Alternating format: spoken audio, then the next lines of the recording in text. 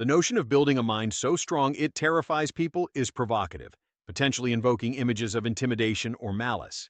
However, explored through the lens of Friedrich Nietzsche, one of history's most challenging philosophers, this terror assumes a different character.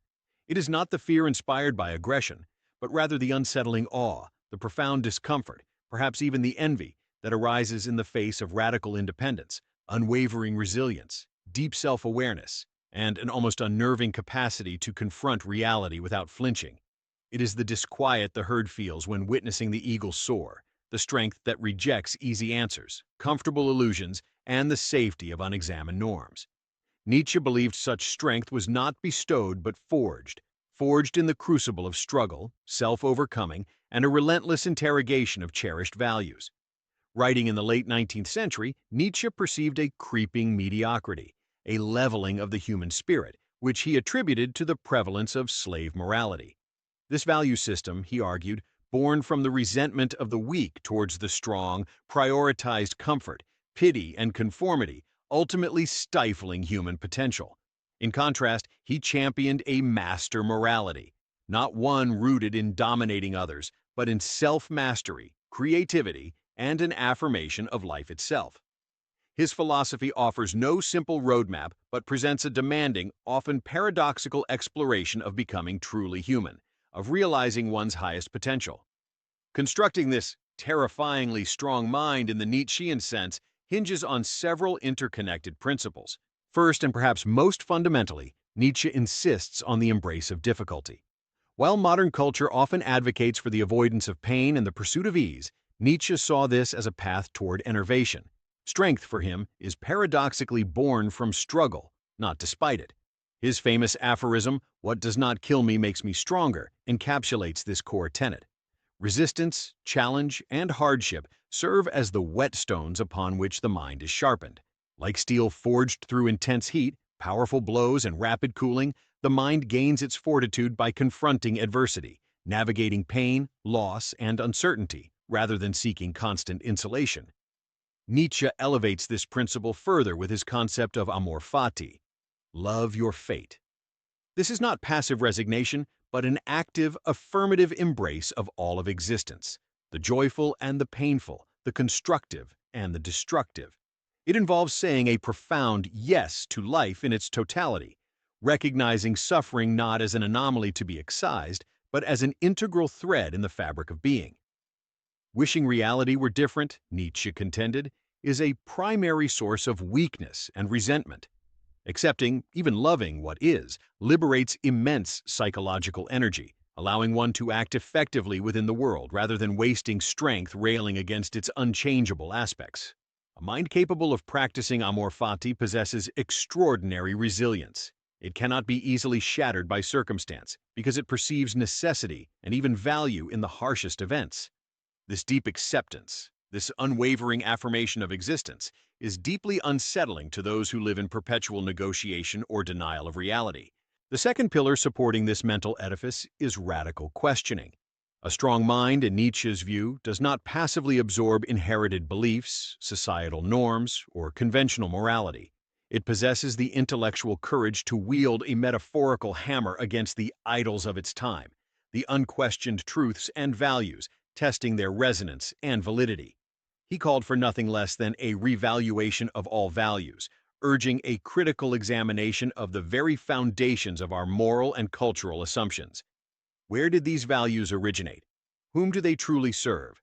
Do they enhance life, affirm strength, and foster growth?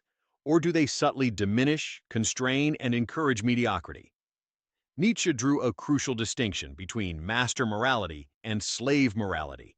The former, he argued, arises organically from the strong, self-confident individual or group, defining good as that which affirms their own power, creativity, and excellence, while bad signifies the common or weak. Slave morality, conversely, originates from the oppressed and resentful, defining the master's traits, strength, independence, as evil and elevating qualities born of weakness, humility, pity, obedience, to the status of good. Nietzsche saw Western culture, deeply influenced by Judeo-Christian ethics, as predominantly shaped by slave morality, leading to a denial of life's inherent drives and potential. Building a strong mind necessitates undertaking this revaluation internally, asking uncomfortable questions.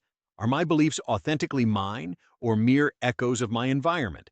Do my values serve my growth and authenticity, or do they merely keep me confined within the comfortable consensus? This process is inherently destabilizing, both for the individual embarking upon it, who may face isolation and uncertainty, and for onlookers, as it challenges the shared assumptions that provide social cohesion and psychological comfort. A mind that dares to question fundamental norms inevitably appears dangerous to the established order. Third, one must comprehend and cultivate the will to power.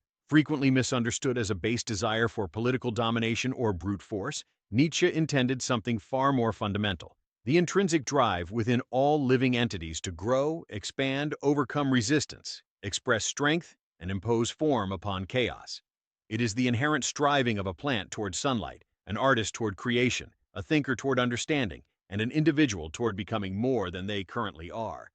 In the context of mental fortitude, the will to power is primarily directed inward, fueling the engine of self-overcoming.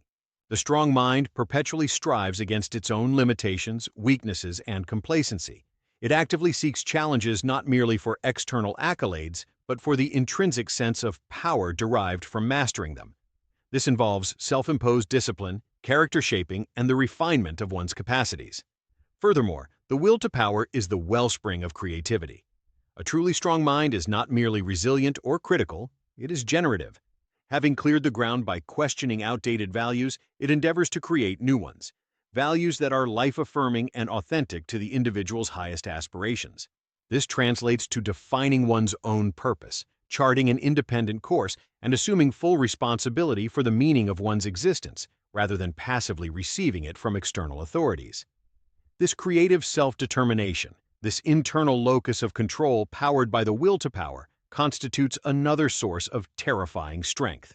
An individual who directs their own life, creates their own meaning, and possesses such internal drive operates outside society's predictable scripts, rendering them less susceptible to manipulation, less dependent on external validation, and possessed of an autonomy that can seem alien and intimidating. Through our trials, we gain resilience and a fortified character. The fourth, constructing such a mind demands the courage to face uncomfortable truths, to gaze unflinchingly into the abyss.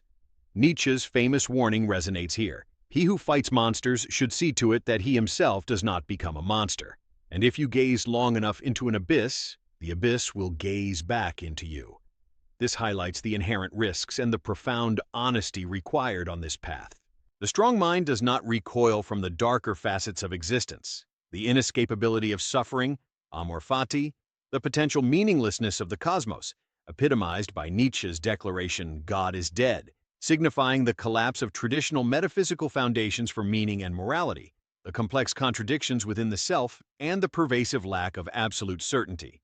It requires confronting the possibility that reality offers no preordained rules or universal truths, only perspectives, Nietzsche's doctrine of perspectivism.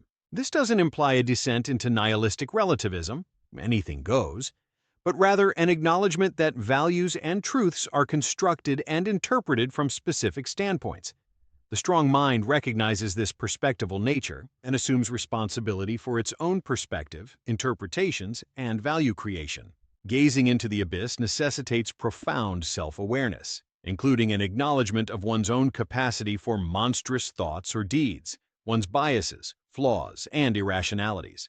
It involves integrating the shadow self rather than denying its existence. It is intellectual honesty elevated to its zenith.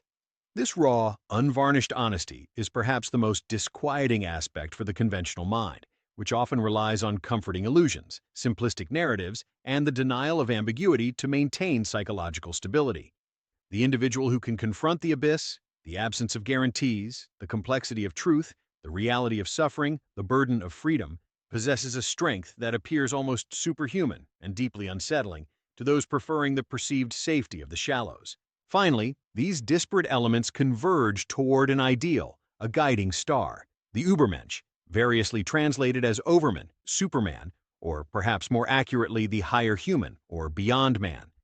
The Übermensch is not a concrete figure, but a symbol of realized human potential, the individual who has transcended the confines of traditional morality and herd mediocrity, embraced amor fati, channeled their will to power into self-overcoming, forged their own life-affirming values, and possesses the fortitude to bear the weight of freedom and responsibility in a world devoid of divine guarantees.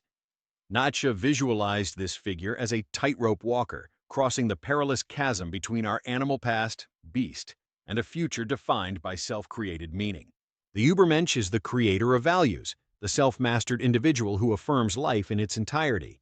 This ideal is inextricably linked to another formidable Nietzschean concept, the eternal recurrence. Nietzsche posed a thought experiment. Imagine a demon revealing that this very life, in all its infinitesimal detail, joys and sorrows, must be lived again and again, countless times. Would one collapse in despair, cursing the demon? Or would one respond, "You are a god, and never have I heard anything more divine"? For Nietzsche, the capacity to joyfully affirm the eternal repetition of one's existence, precisely as it is, represents the ultimate test of life affirmation, the hallmark of the Übermensch.